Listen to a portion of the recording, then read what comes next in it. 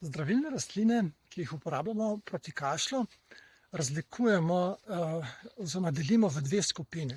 In pomembno je za pravilen način uporabe, da te dve skupine razlikujemo. Ene so tako imenovani ekspektoranti ali ekspektoransi tudi.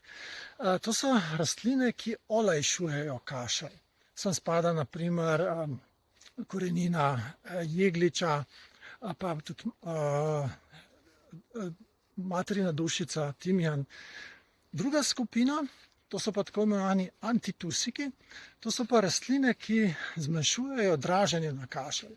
Sem pa spadajo predvsem rastline z sluzmi, kot je sles, pa tudi na primer islandski lišaj.